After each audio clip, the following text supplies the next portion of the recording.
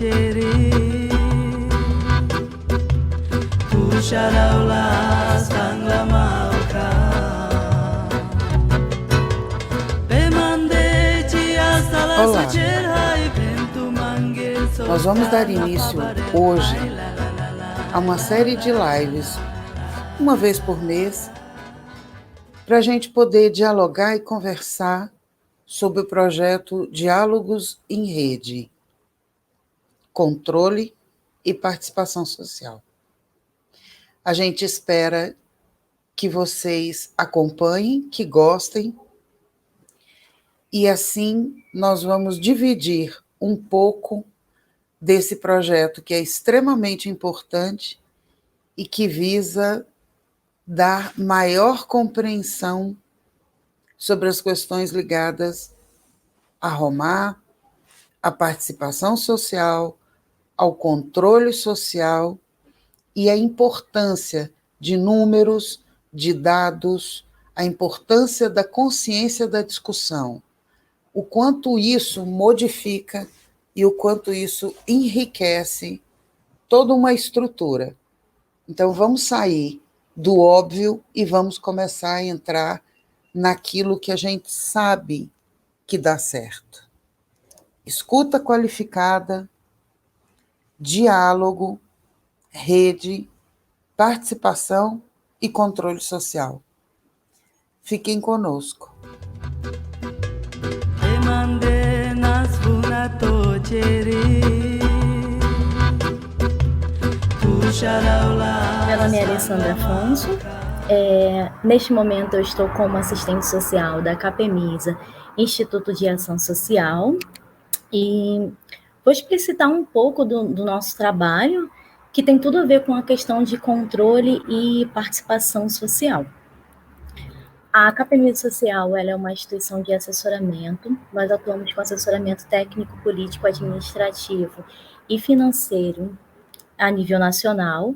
Hoje nós possuímos parceria com 46 instituições que atuam em consonância com a Política Nacional de Assistência Social. E quando abordamos essa questão de controle e participação social, o nosso trabalho implica em auxiliar as instituições, sejam nossas parceiras, organizações da sociedade civil, movimentos sociais, fóruns de entidades, a estarem presentes nos espaços de controle e participação social.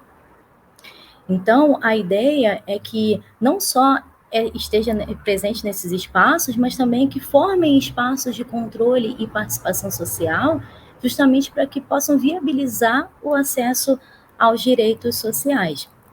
Nessa atual conjuntura, nesse momento em que estamos passando por intensos retrocessos dos direitos sociais, entendemos que mais do que nunca é importante que as instituições tenham essa compreensão de estar junto com outras instituições, ter uma articulação em rede para que, de fato, as políticas públicas elas sejam implementadas.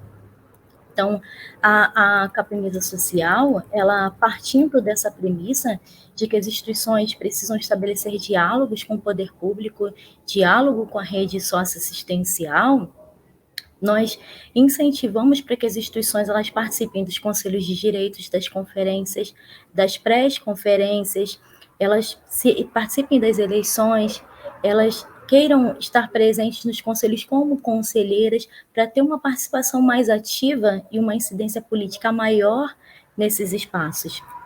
Então, dessa forma, nós vimos a necessidade de reforçar essas práticas com a sociedade civil, justamente porque são não interesses só individuais, mas interesses coletivos de instituições que têm públicos diferentes, com especificidades diferentes, mas que levar isso para dentro desses espaços é de vital importância para poder estabelecer ações em conjunto com a esfera governamental.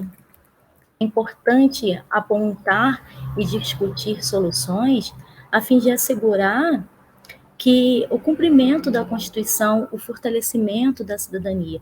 Então, a nossa ideia dessa reflexão de engajamento maior da sociedade civil nos espaços de controle social e ter essa participação bastante ativa, faz com que as instituições elas ganhem maior relevância nessa luta contra esses retrocessos dos direitos socioassistenciais. Então, esse contexto é um contexto um pouco desgastante, que exige da gente bastante energia, mesmo com esses turbilhões de entraves durante essa trajetória, mas é uma luta constante, é uma luta que continuaremos. Porque qual é a nossa ideia de controle e participação social? É reforçar que isso está muito atrelado ao aprendizado, para que as instituições elas continuem participando de percursos formativos, que elas participem de lives, que elas participem de capacitações, justamente visando o quê? Visando com que a sociedade civil ela fique fortalecida com essa visão maior das políticas, essa ampliação do conhecimento das políticas e também a possibilidade de ter uma articulação em rede maior, de poder trocar experiências com outras instituições nesses espaços de capacitação. Entendemos que esse aprendizado está muito ligado a isso, porque a visão é que, por mais que a instituição ela faça ações no território visando minimizar vulnerabilidades sociais, ela precisa ter um trabalho articulado, ela precisa ter um trabalho em conjunto, porque não é muito viável que ela faça aquela ação pontual, mas não consiga acionar a rede do território na qual ela está inserida. Então, essa nossa visão de que controle social e participação social está ligado a esse processo de aprendizado é de vital importância, e reforçamos bastante isso com a sociedade civil, com as organizações sociais. Por fim, entendemos que, de uma forma geral, a luta não é fácil e continuamos nesse passo, por mais que seja um pouco mais devagar, mas que cada vez mais vamos buscar para que a sociedade civil ela se fortaleça, ela se capacite e ela também fortaleça esses espaços e proporcione reforçar a sua incidência política dentro desses espaços de controle social.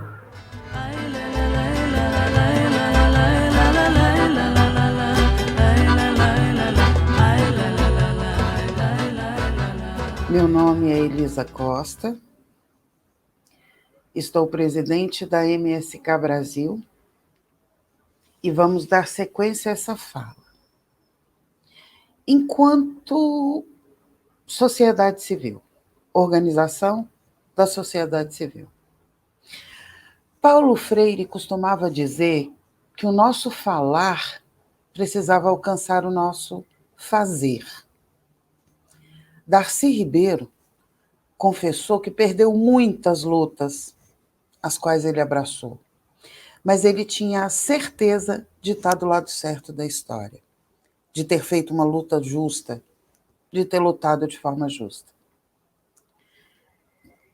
Essa luta para dar entendimento de controle e participação social não é fácil. Dialogar em rede também não é fácil. Mas se fosse fácil, talvez não seria para nós. Então nós temos que pensar em diálogo em rede, em controle social, em participação social como direito. Um direito à cidadania. E aí nós precisamos pensar que isso é exercer esta cidadania de uma forma assertiva. Enquanto sociedade civil organizada, a MSK Brasil tem realizado nos últimos 3 anos reuniões semanais com membros, parceiros, amigos e gestores. Por quê? Por que isso? Porque dialogar em rede amplia as possibilidades de sucesso, descortina estereótipos e amplia o conhecimento. Ninguém está a salvo na ignorância, nem no analfabetismo e nas várias formas do analfabetismo. Por isso, tantos desgovernos apostam tanto em ter pouca educação, em excluir a formação continuada, em retirar qualquer tipo de informação saudável do indivíduo. Construir programas que qualificam, que possibilitam novos olhares sobre velhas demandas, que incentivem a escuta ao diferente, sempre produz crescimento e sucesso. Sempre. Conhecimento gera questionamento. Pensar diferente, ampliar as capacidades naturais, é um dos caminhos mais humanizados que existem. É talvez, como diria Elizabeth Martinho, educadora, Romi, professora, pedagoga, não há caminhos fora da educação. E coloco todas as educações, todas as formas. A presença nos espaços, elas precisam ser notadas, não pelo estereótipo. Isso não é um show. Não é uma banalização da política. E, portanto, não representa a realidade. Essa banalização, ela é um circo de horrores. Ela fragiliza a sociedade, fragiliza aquela construção que está tentando nascer.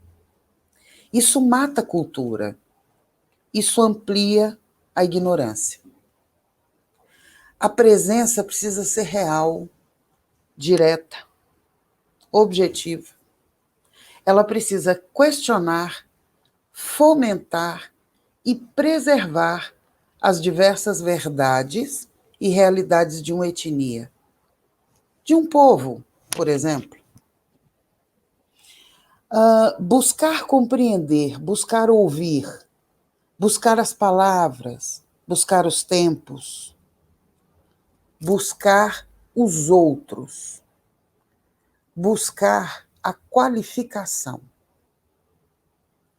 Aí nós podemos falar sobre liderar, nós vamos poder falar sobre poder, construções que perpassam o controle e a participação social. Como falar aos outros aquilo que eu não sei? É deixar 99% à sorte, ao acaso e à vaidade. E 1% termina em retórica. O que é mais importante? Precisa se perguntar. A foto, o passeio, o suposto poder. Por isso é tão fácil a gente escutar nesses espaços nada anda, ou como resolver as coisas se as coisas não se encaminham, com anos de discussão, as mesmas reclamações. Não dá para ser obrigado a acreditar, sem condições de rebater. Nós não podemos ficar à mercê do futuro dos outros. Por isso, nós acreditamos tanto nos diálogos em rede, nas escutas, nas diferenças e na construção de participações que representem verdadeiramente novos caminhos de um controle social, acima das vaidades de um suposto poder. O que nós precisamos compreender é que a diferença constrói, mas a ignorância mata sonhos, mata realidades e mata a história de povos, de etnias, de pessoas, de comunidades. Participar é de extrema importância. Escutar, tanto quanto.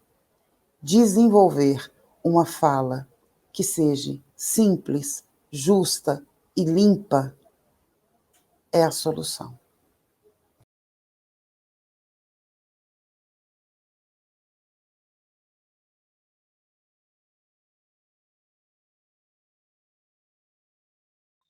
Olá, eu sou a Lucimara Cavalcante, da Associação Internacional Maria Messina Cali. sou pesquisadora das danças Cumani, também sou mestra em sustentabilidade junto a povos e terras tradicionais. Falar sobre participação social é lembrar da nossa Constituição Federal de 1988, que trouxe o nosso direito a ter voz diante do Poder Executivo, diante do Poder Legislativo e diante do Poder Judiciário. E o que é ter voz? É falar das nossas necessidades, do nosso cotidiano, do dia a dia. A participação social, ela está muito inserida quando nós ocupamos esses espaços democráticos, seja numa Câmara Legislativa Municipal, uma Assembleia Legislativa Estadual ou no Congresso Nacional, levando as nossas reivindicações a um projeto de lei que está sendo discutido. E para isso nós temos que ter o quê? Conhecimento. Nós temos que ter argumentos para que aquele projeto de lei ou seja aprovado ou não aprovado. Participação social, ela nos dá esse direito. E a nossa Constituição Federal, também conhecida como a Constituição Cidadã, nos dá esse direito de estarmos nestes espaços, nestes ambientes governamentais, para falar das necessidades da nossa comunidade, ou da nossa família, ou do nosso bairro, da nossa vizinhança onde moramos, falar da questão se tem um buraco, a quem eu devo recorrer? Para onde eu ligo? Ou eu deixo o buraco ali para que as pessoas caiam, ou para que quando passe o carro ele capote, gere um acidente. Então, se eu tenho uma rua mal asfaltada, ou uma rua mal iluminada, eu tenho que chamar a gestão pública e dizer que está faltando uma iluminação ali, porque, afinal de contas, nós pagamos as taxas de iluminação, as taxas de um saneamento básico. Nós não podemos apenas tirar do nosso bolso dinheiro sem ter o retorno daquele serviço para o nosso dia a dia. Então, a participação social, ela começa com o observar. Se eu não estou de acordo com como está a minha rua, o meu bairro, eu tenho que buscar os canais de denúncia da prefeitura, ou da área estadual, ou da área federal, para dizer que eu não estou de acordo com aquela situação do meu dia a dia. A participação social, ela está também quando nós ocupamos esses espaços democráticos das discussões das políticas públicas, setoriais e de direitos. Quais são? A política pública da educação, a política da assistência social, a política dos direitos da mulher, dos direitos da criança e do adolescente, né? A política habitacional, a política energética. Olha quanta política nós temos. Então, nós temos que nos apropriar de como que nós vamos fazer a nossa participação. Que eu gostaria aqui de chamar, de que é um termo técnico bastante utilizado atualmente, que é a cidadania ativa. Eu sou cidadã, eu pago os meus impostos, eu tenho meu registro enquanto cidadã brasileira, eu pertenço a uma etnia. Então, como é feita a minha participação? Ocupando esses lugares que me dão direito à fala, que, como bem disse aqui a Alessandra, e ela citou muito bem, que são os conselhos dessas políticas. O Conselho da Educação, o Conselho dos Direitos da Criança e Adolescente, o Conselho da Assistência Social. Se eu participo enquanto uma organização da sociedade civil, uma entidade da sociedade civil, esta minha organização, ela pode pleitear ser membro desses conselhos para discutir políticas públicas. E aí, quando a gente fala de políticas públicas, ela é universal. Então, eu vou falar de todas as pessoas, de todas as classes sociais, de todos os povos e comunidades tradicionais que precisam ser visibilizados na execução dessas políticas públicas no local onde moramos. A participação social, ela nos dá esse direito de falarmos do que precisa melhorar. Porque quando nós estamos no conselho, o conselho, geralmente, ele tem representações tanto governamental quanto da sociedade civil. É o chamado espaço paritário, né? Então, se tem 8 governamentais, tem 8 da sociedade civil, onde vão fazer o quê? A discussão da execução dessa política pública. E aí que está inserido a frase que nós estamos falando aqui do controle social. Então, as entidades, as organizações que ocupam esses espaços democráticos de discussão das políticas, ele faz o controle social. De que maneira que ele faz o controle? Conhecendo os sistemas de execução dessas políticas. Então, quando vai participar de um conselho, tem que estar preparado para não falar apenas do seu público de atendimento da sua organização, mas falar de toda a sociedade brasileira. Falar de todos os povos e comunidades tradicionais. É uma responsabilidade muito grande, porque é neste momento que as representações dessas entidades da sociedade civil começam a observar aonde estão sendo feitos os gastos públicos para a execução dessas políticas. Então, se eu ocupo, se a nossa organização, ela acessa um conselho, vou dar um exemplo aqui, de políticas para as mulheres, este membro que está ali representam todas as mulheres, ou municipal, ou estadual, ou no âmbito federal. E, para isso, tem que se conhecer como é essa política dos direitos da mulher. Está havendo o acolhimento dessa mulher que está sofrendo alguma violência familiar ou doméstica? Está havendo uma execução adequada para que as nossas trabalhadoras que estão nas indústrias, nas fábricas, ou as trabalhadoras que estão nos hospitais, as trabalhadoras que estão em empresas particulares, elas estão sendo bem atendidas? Estão havendo assédio por elas serem mulheres e estarem ocupando cargos? O que é que esta política ela pode fazer? Para isso, exige o quê? Os canais de denúncia. E para isso, quando estamos ingressas no conselho, nós temos que saber como é esta rede de proteção à mulher.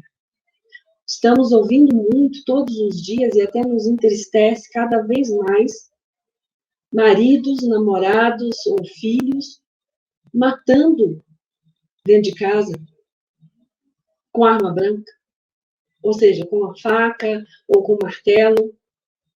Todos os dias saem notícias do chamado feminicídio, quando há violência familiar entre casais, enfim.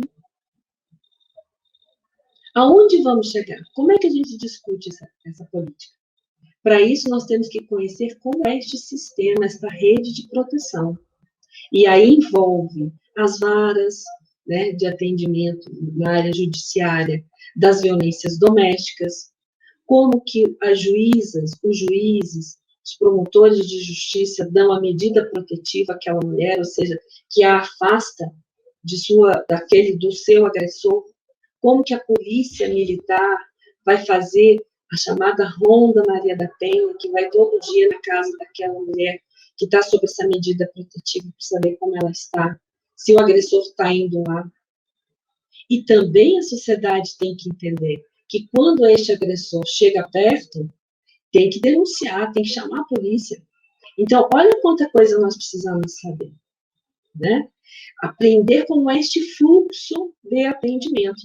Não é apenas estar no conselho, ouvindo e votando, mas tem que aprender, tem que ter conhecimento. como que funciona o fluxo de atendimento daquela política. E assim é na área da educação, e assim é na área dos direitos da criança e do adolescente, da assistência social, da saúde. Cada um tem um sistema de atendimento, tem um sistema de serviços. E nós que somos cidadãos, temos que conhecer, porque sabemos muito pouco sobre esses sistemas. E quando ingressamos no Conselho de Políticas Públicas, nós temos que estar cientes que estamos ali defendendo a população daquele local. Independente da nossa classe social, independente da nossa classe trabalhadora, né?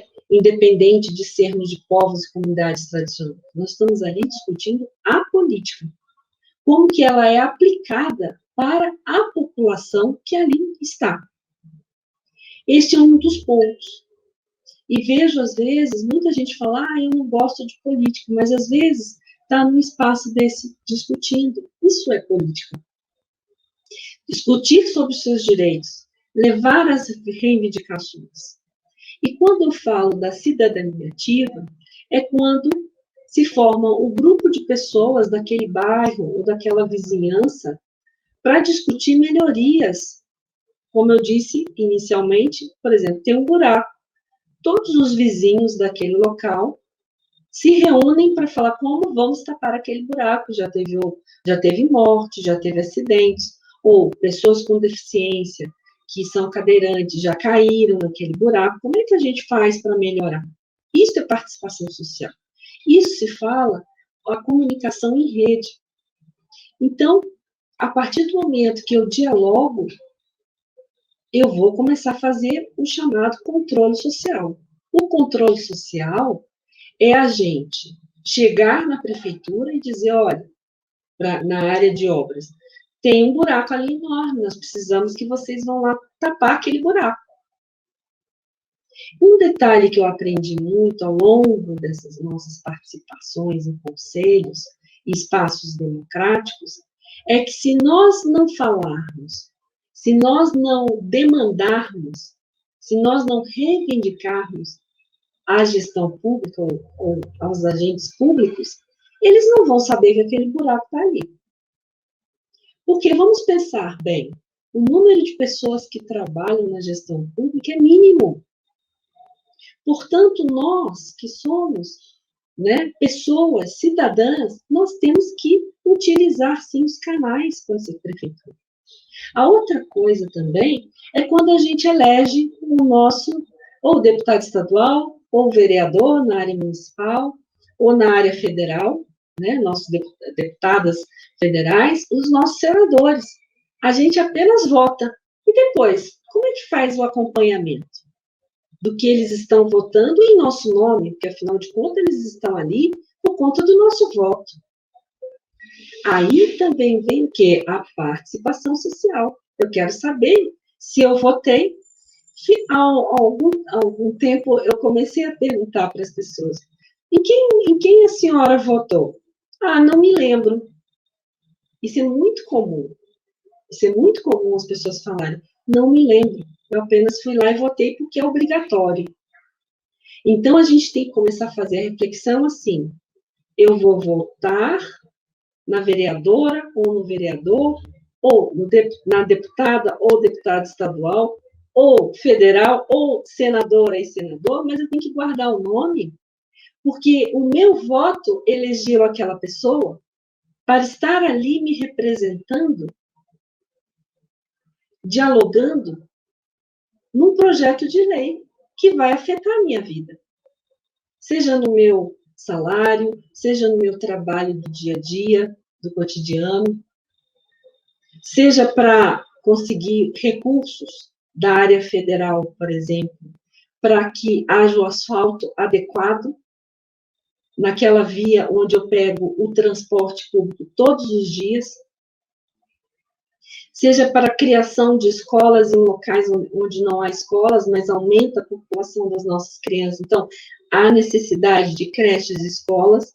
Este é o momento da nossa participação social. com esses parlamentares que nós colocamos nesses locais. Isso é participação social. Não é apenas votar e esquecer em quem votou. Não, temos que votar e, se possível, ir no gabinete, sim. Ir no gabinete daquela pessoa, no escritório deles, e dizer, olha, eu moro em tal bairro, votei na senhora, e está acontecendo que o buraco lá não está sendo tapado. Não estão tirando o buraco. Quero que a senhora me ajude. Isto se chama controle social. Participação e controle social. Então, nós temos que ter bastante entendimento de que a participação é o nosso observar.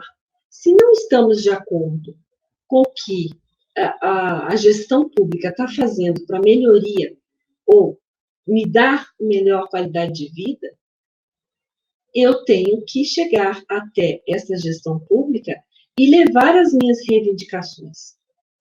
Por isso a importância da criação de coletivos, de pessoas para discutirem determinadas políticas públicas, ou fóruns, né, de pessoas. O que são os fóruns? São entidades ou são pessoas que estão ali discutindo o seu direito e levando a reivindicação para a gestão pública e também para os parlamentares que foram eleitos. Porque é neste momento que o parlamentar ele pode solicitar uma audiência pública. Ele pode chamar o gestor público para dizer por que é que aquele buraco não está. Ainda está até hoje, tem anos ali, e a comunidade está aqui reivindicando. O parlamentar pode fazer isso. Ou, mais ainda, se temos ainda que considerar, conhecer quais são os mecanismos de denúncia. Como, por exemplo, eu estou dando sempre esse exemplo do buraco na rua, né? Então, não conseguiram fechar o buraco na rua, vou nos canais do Ministério Público Federal daquele local. Existe a Procuradoria Regional dos Direitos do Cidadão. E ali eu faço a denúncia. Porque é dever do Ministério acompanhar o que é que a gestão pública anda fazendo, principalmente com os recursos que são arrecadados dos nossos impostos que nós pagamos. Então, olha quanta coisa. A participação, ela é importante. Nós temos que reivindicar, e mais importante ainda, vou reivindicar, mas já vou dar uma sugestão para a solução. Porque também não adianta a gente chegar nos locais com a reivindicação e deixar com que as pessoas pensem qual é a solução. Se somos nós que estamos ali afetados no dia a dia, nós sabemos qual é a solução. Então, vamos levar a solução. Né? Quando se trabalha na rede, como bem disse aqui a Alessandra e a Elisa, o que é a rede? A rede eu tenho os meus vizinhos, mas lá em outro bairro também tem um coletivo de pessoas que estão discutindo a mesma coisa. Eu vou identificar, e aí o que acontece? Nós trabalhamos em rede. Agora, vamos colocar essa noção no âmbito nacional. Se eu estou no Rio de Janeiro, fazendo uma ação de defesa dos direitos da criança e do adolescente, eu vou identificar lá no Distrito Federal, lá no Rio Grande do Sul, nos outros estados, quais são as outras organizações que trabalham também com essa mesma temática. Como, por exemplo, vou dar um exemplo aqui, registro civil de nascimento, a certidão de nascimento. Quem é que trabalha com isso? Então, eu tenho que conhecer. Porque, às vezes, eu estou no Rio de Janeiro, mas eu posso ter um parente lá no Distrito Federal que não está conseguindo tirar a certidão de nascimento da sua criança. Então, se eu trabalho em rede, eu conheço uma organização ou uma pessoa que lida nessa defesa dos direitos da criança e do adolescente, eu aciono essa pessoa. Isso é trabalhar em rede. E aí o que? A gente começa a discutir. Por isso a importância também dos fóruns, né? Esses fóruns onde tem essas entidades, essas pessoas, as defensoras e defensores dos direitos humanos, onde a gente pode trabalhar, né, no âmbito desta rede, que foi o que a Alessandra falou, o que a Elisa acabou de dizer. Então, o que nós temos que ter a consciência é que nós devemos cada vez mais nos apropriar dos nossos direitos enquanto cidadãos. Eu tenho direito a uma segunda via de um registro civil. Quais são os caminhos que eu tenho que fazer? Conhecer esses fluxos para solicitar. Eu tenho direito a ter um saneamento básico, eu tenho direito a ter a água e esgoto. Se não está funcionando na minha casa, aonde eu recorro? Nós precisamos cada vez mais ter este entendimento. E às vezes, uma pessoa numa família, isso é muito comum a gente encontrar, sempre é a pessoa chamada da audaciosa ou da revoltosa, né? É ou não é? Quantos de vocês aí já não ouviu falar isso? Mas não é, porque são pessoas que conhecem os seus direitos. Então, elas vão buscar soluções para aqueles direitos. E a partir do momento que aquela pessoa ela consegue resolver aquele problema, que é um direito enquanto cidadã e cidadão, outras pessoas vão buscá-la, porque ela tem conhecimento. Então, aquela pessoa ela passa a ter o quê? Ela passa a ser o quê? A multiplicadora do conhecimento. Então, quando nós trabalhamos com comunidades, que se faz esses diálogos, né? Outros falam rodas de conversa, é o momento que a gente dá um entendimento para as pessoas que elas mesmas podem ir na prefeitura, ou no estado, ou na área federal, reivindicar o seu direito, porque é um direito. A nossa Constituição Federal de 1988, ela nos dá isso. Então, olha quanta coisa nós temos quando a gente fala participação social. A participar é um aprendizado. Temos que ter essa ideia, que a partir do momento que a gente vai em busca do nosso direito, a gente começa o quê? A ler mais a legislação, para saber quais são os nossos direitos.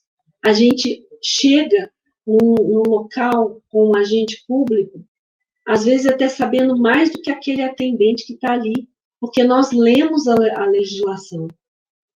Quantas vezes nós fomos falar aqui da MSK sobre a questão da matrícula para as crianças que estão em situação de itinerância? Vocês sabiam que existe uma resolução do Conselho Nacional de Educação que toda criança em situação de itinerância, parquistas, circenses, romanes, ciganas, e aquelas crianças que acompanham os seus pais, os seus avós, os seus responsáveis, quando saem do seu município, tem que ir para uma capital fazer um tratamento médico. Essa criança, ela tem que ter matrícula imediata na escola pública. Vocês sabiam disso? E quando nós chegamos com esta resolução, que às vezes tem alguma criança romane que muda de um lugar para o outro, e ela tem esse direito, aí que a diretora da escola e até a Secretaria Municipal de Educação vai tomar conhecimento desta resolução. Isso se chama participação social, porque eu estou levando uma informação àquele agente público de que existe um ato normativo e que precisa ser cumprido. Agora, eu conheço também muitas pessoas que, quando vão reivindicar os seus direitos, no primeiro não, já desiste. O não nós já temos. Vamos aqui pensar. Bem, o não nós já temos. Em qualquer lugar que a gente vá fazer uma reivindicação. O não nós já temos. Agora, nós precisamos ter o quê? Argumentos. Nós precisamos ter mais conhecimentos daquilo que é direito nosso. E quando nós estamos nesses espaços democráticos, não existe o eu. Não posso falar eu. É o individual. O individual também vale. Mas quando eu vou falar de uma comunidade ou de uma família, então é um nós, né? Isso é importante a gente também saber falar no momento certo. E não ter medo, porque às vezes quando a gente entra numa procuradoria, vocês já viram que os prédios são suntuosos, são maravilhosos. Às vezes uma pessoa chega com uma chinela arrebentada e ela é impedida de entrar por conta das suas roupas ou das suas vestes, né? E isso também tem que acabar. E nós, enquanto somos defensoras e defensores, nós temos que dizer, é cidadã brasileira. É um direito dela ou dele estar aqui para falar sobre suas reivindicações e necessidades. E aí vem a nossa participação social. E o nosso controle social também, enquanto defensoras e defensores dos direitos humanos. Porque nós não podemos ser cerceado a entrar em qualquer ambiente de atendimento público. Não podemos, por conta das nossas vestes. Então, isso é a chamada participação social. E quando não deixam entrar, aí vem aquela questão, vamos chamar o fórum, vamos chamar a rede, vamos chamar o povo para vir aqui na frente. E aí é o quê? É a nossa participação social. E aí vem o controle social. O controle daquele atendimento inadequado para aquela cidadã ou cidadão brasileiro. Encerro aqui meu diálogo com vocês, dizendo desta importância que cada vez mais nós, cidadãs e cidadãos deste país, possamos fazer com que os agentes públicos compreendam que sem nós não há uma execução adequada da política pública. E quem executa a política pública não é o poder público, somos nós, cidadãs e cidadãos brasileiros. Somos nós que fazemos cumprir, somos nós que fazemos a executar adequadamente a política pública. Então, não adianta dizer que o agente público vai fazer, porque não faz. Porque o corpo técnico, né, vamos dizer assim, a parte técnica, as pessoas que trabalham naquele local é mínima. Então, cada vez mais precisa, sim, desta rede da participação social, da sociedade civil trabalhando, para a melhoria da qualidade de vida da população brasileira. É isso que eu gostaria de falar com vocês. Obrigada.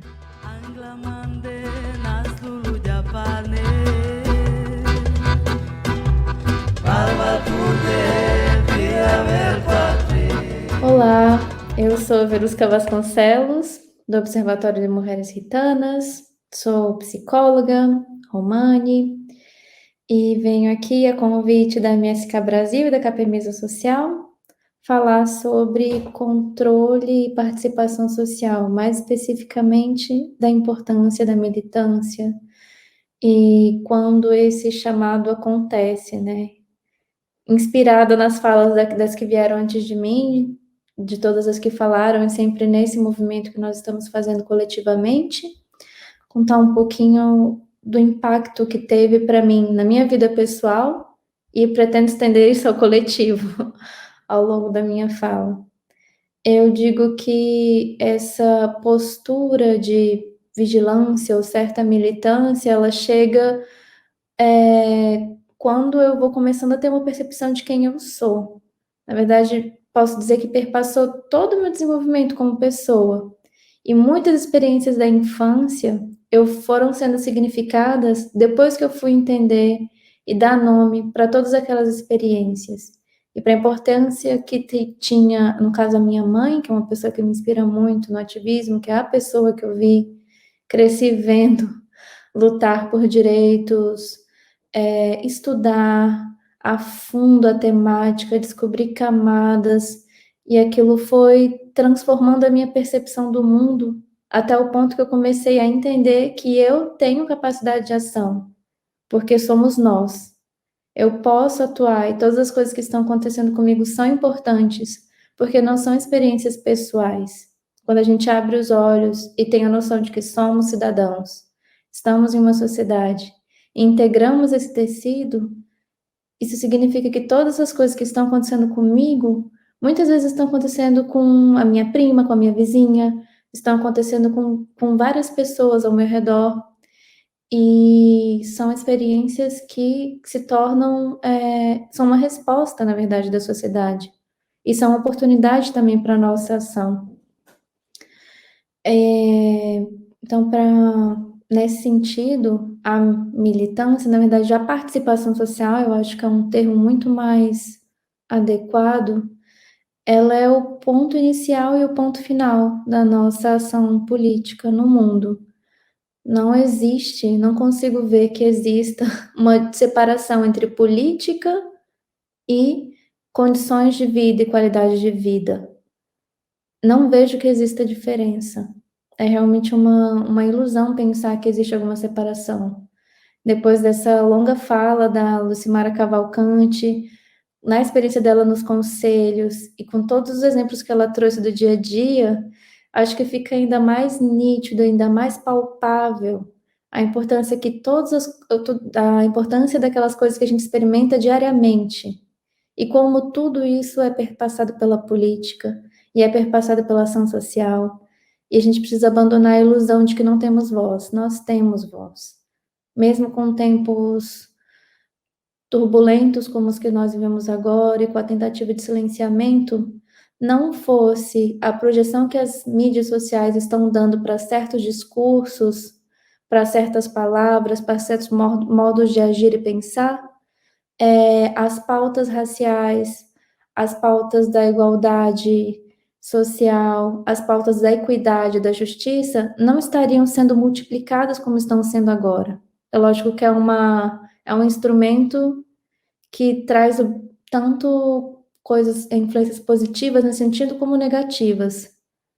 Mas só está acontecendo porque nós, atores dessas ferramentas, nós, atores da nossa vida, da nossa ação na sociedade, estamos dando as mãos, estamos despertando, estamos instrumentalizando as nossas vontades e nossos anseios.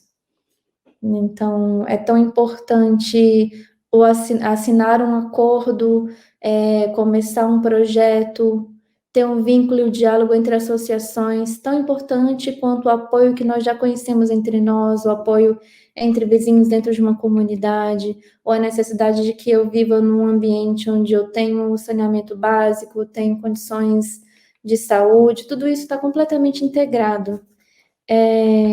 E não sei se eu tenho muito mais a acrescentar.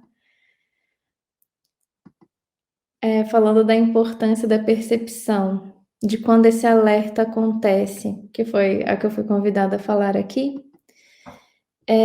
Quem nunca teve a sensação de estar inadequado em certos lugares, pertencendo a uma minoria étnica?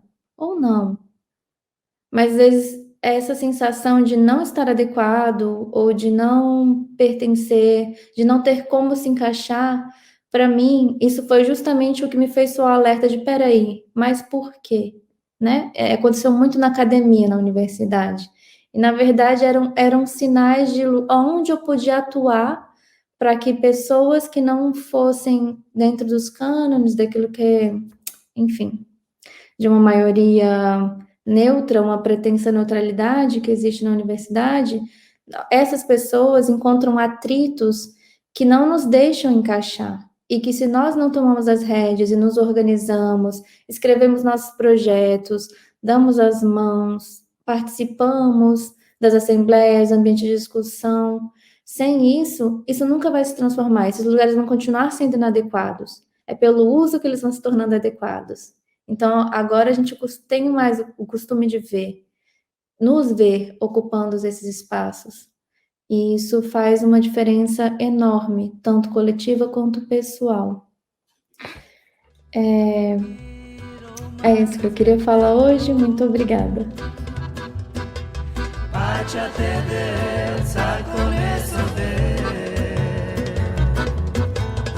Ande tu vala da que guienza eluma, traila